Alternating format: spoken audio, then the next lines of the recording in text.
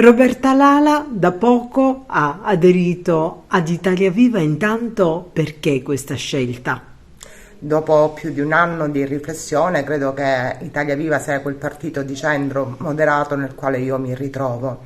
Ho vissuto l'esperienza di andare alla Leopolda, è stata un'esperienza molto interessante. Si svolgeva attraverso dei convegni, ma anche dei tavoli tecnici, dove appunto i politici di Italia Viva incontravano i cittadini e venivano anche fatte delle domande su diverse tematiche: sanità, cultura, famiglia, giustizia. E da là possono nascere anche dei progetti, attraverso l'ascolto, dei progetti di legge.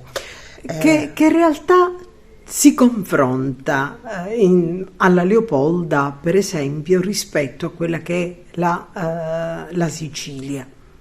Diciamo che c'è molto più ascolto verso i cittadini.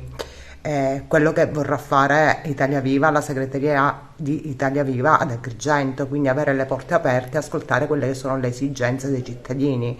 Le esigenze sono tante, sappiamo che il nostro territorio ha diverse difficoltà.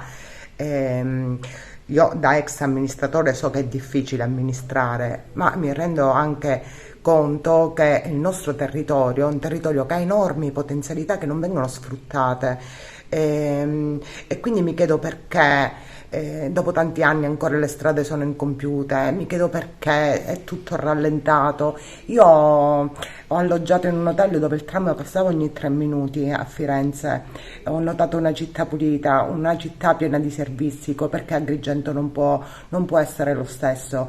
E noi abbiamo tante cose bellissime, abbiamo l'arte, abbiamo la cultura, abbiamo il paesaggio, non ci manca niente, quindi se questi servizi mancano, che è mancata purtroppo è la politica.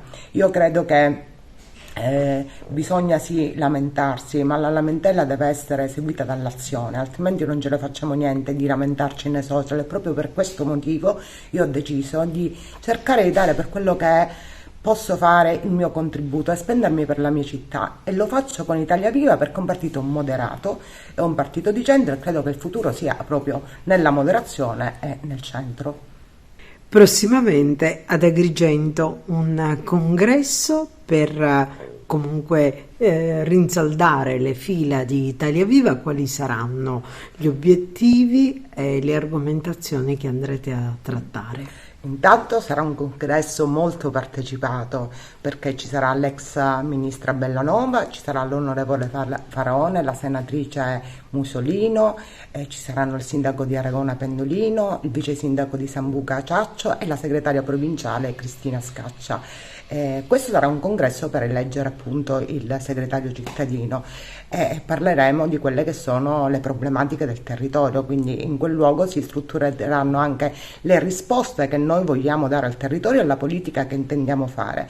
Il congresso verrà fatto all'hotel Agrabello alle ore 17, l'ingresso è libero, quindi può venire chiunque, vi aspettiamo.